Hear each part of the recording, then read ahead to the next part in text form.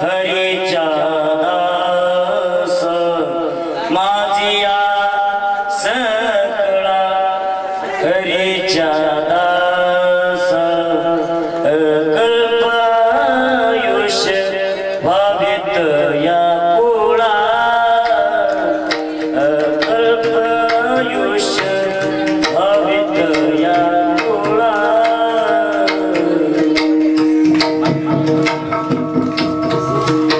कल्पनेची बाधा हो कोणे तारी कल्पनेची बाधा हो कोणे तारी कल्पनेची बाधा नव कोणे काळी कल्पनेची बाधा नव कोणे कल्पनेची बाधा नको कोणे तारी कल्पनेची बाधा नको कोणे तारी कल्पनेची बाधा नव कोणे काळी कल्पनेची बाधा नव कोणे काळी ही संत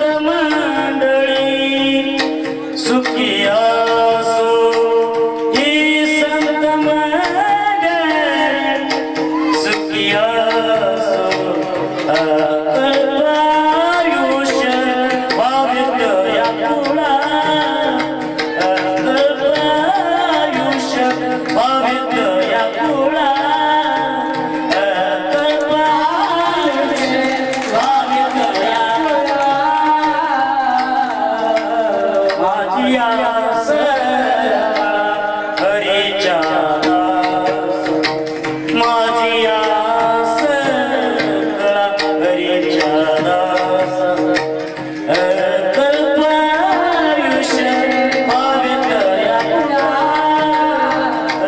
कल्पायुष भावित या कुळा रे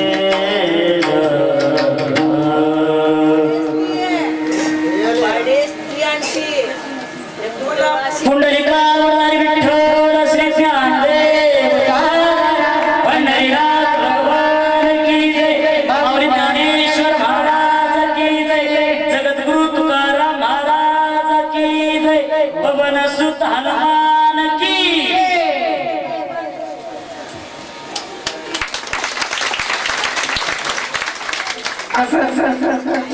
सर्वांचा वाढदिवस साजरा व्हावा माझी सुद्धा इच्छा आहे की माझे सर्व शिष्य मंडळीचा सुद्धा वाढदिवस असाच साजरा व्हावा पण मी एक शब्द बोलला होता बघा केशवड तुम्हाला प्रत्येक पावला आठवते कुठेतरी पण सगळं होईल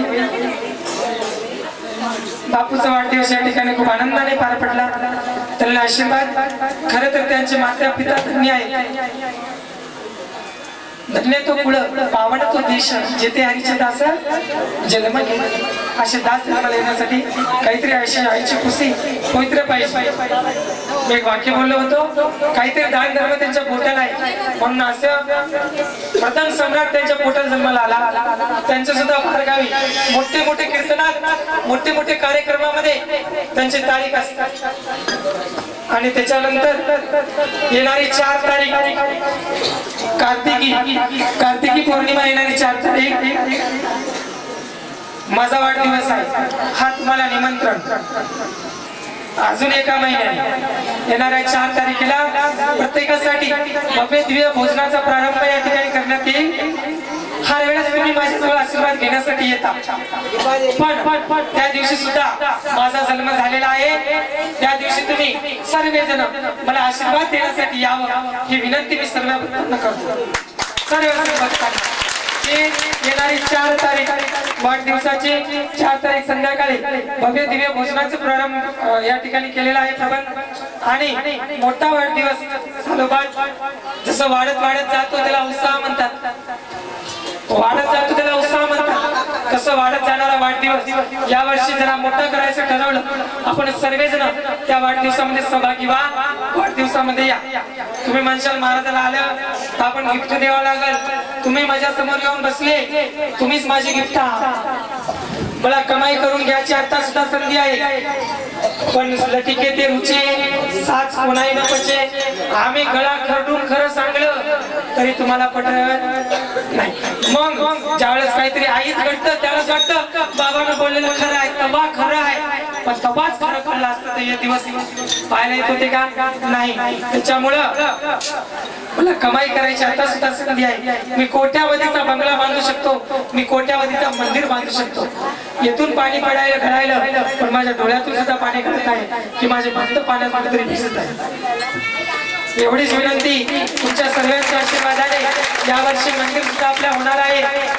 लवकर व्हावं. मंदिर तर काचाचं बांधलं असतं, पण गरीबाकडून पैसा घेऊन कधीच कोणी मोठा होता.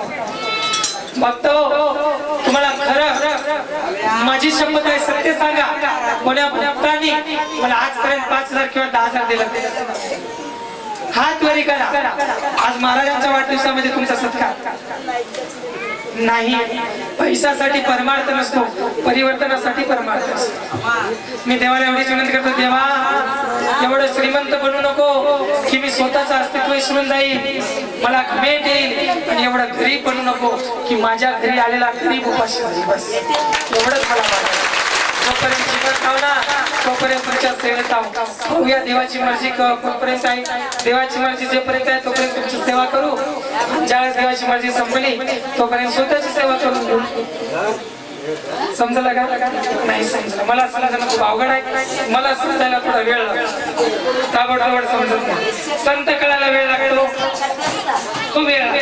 गजानन महाराज होते, त्यांच्याजवळ साधू आले. गजानन महाराज बसून होते. सगळे लोक म्हणले, अरे अबो साहेब काय लागले? आम्ही मोठे पंडित, मोठे साधू, वेदाचे आम्ही निर्मात्या, आम्ही वेद बोलता, वेदानुसार चालता, आम्ही धर्माचरण करता. आत्मा अमर आहे, आत्माला कोणी जाळू शकत नाही, कोणी मारू शकत नाही, पाणी त्याला पडू शकत नाही. गजानन महाराज येण्यासारखे गणगणात होते असं म्हणायचे. मग त्यावेळेस त्या क्षणी आज्ञा भडकली आणि त्या साधूला म्हणलं की मी जिथं बसून आहो तू तिथं ये, तू तिथं ये. मग तो साधू त्यांच्या समोर नतमस्तक झाला.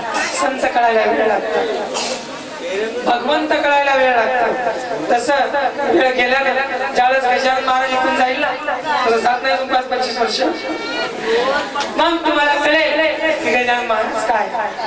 गजानन महाराज नंतर गजानन महाराज नाही, ज्याची त्याची कलाकप असते. पण वाढदिवस या ठिकाणी सुंदर असा साजरा झाला. मी त्याच्यामुळेच तुम्हाला माहिती देत राहून.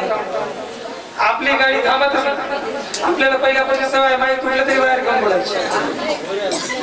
त्याच्यामुळे 5-10 मिनिटात आपलं ओळख आपण लई लागला. आता काही क्षणामध्ये दरबार सुरू होणार आहे. आपण सर्वजण बाहेरीनं बसा. दया, पवित्रता आणि शांतता, सत्यता ठेवा. म्हातारे ढकलू नका. शिष्याला जरा सहकार्य. श्री गजानन महाराज सैन्य चॅरिटेबल ट्रस्ट, त्या ट्रस्टच्या वतीने नियोजन सुद्धा खूप मोठा होणार आहे, मंदिर सुद्धा खूप मोठा होणार आहे, महादेवाचं सुद्धा मंदिर होणार आहे. सगळ्या गोष्टी होणार आहे, पण चांगल्या गोष्टीला वेळ आहे, वाईट गोष्टीला वेळ आहे. त्याच्यामुळे चांगलं होणार आहे. आता गळा तर गेला, जास्त बोलू नाही. आता आटकून घ्यावं मी बी, तब्येत मिळाले कसं झाला. त्याच्यामुळं सर्वांना विनंती करतो, बाहेरीनं बसा. उद्या 10 वाजेपर्यंत पौर्णिमा आहे. 10 वाजेपर्यंत तुम्ही एकही माणूस दरबारात राहणार नाही.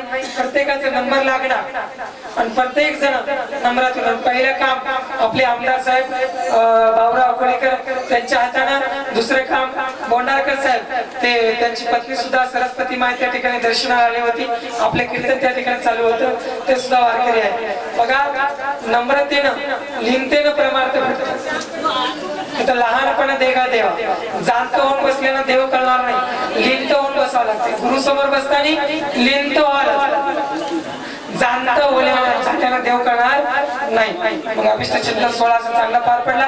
प्रत्येकाने एकदा जोरदार टाळी वाजवा महाराजांसाठी आणि प्रत्येकाने एकदा त्यांना आशीर्वाद द्या की त्यांच्या कार्यामध्ये, त्यांच्या कामामध्ये यश मिळो आणि प्रत्येक गोष्टी त्याला सहाय्य आणि साध्य असा आशीर्वाद सुद्धा आपण देऊया. एवढं सांगून माझे 2 शब्द मी संपवतो. सगळेजण हात खाली करा, सगळेजण हात खाली करा. एक टाळी वाजवा. एक टाळी वाजवा अजून हात कधी करा बस असं ठेवा म्हणा महाराज जोरार महाराज तुमच्यासारखे महाराज किती आले किती गेले हा आता बोला पुंडलिका वरदान विठ्ठल श्री ज्याला ज्याला देवाने तोंड दिलं ज्याला ज्याला हात दिला त्याला हात खाली करा ज्याला तोंड दिलं त्याला सोन्यानं म्हणा बोला पुंडलिका वरदान विठ्ठल श्री पंढरीनाथ भगवान की माऊली ज्ञानेश्वर महाराज की जगद्गुरु तुकोबराय महाराज की आज के आनंद की अपने अपने माता पिता की अपने अपने गुरु महाराज की बोले भाई सब साधु संतान की नमः पार्वती पते हर हर शिव शंकर भगवान की तुम सब भक्तों की जय कीर्तनात कटाळू शिवा द्याले म्हणून भक्तों की आता बसा बसा बसा बोलायचं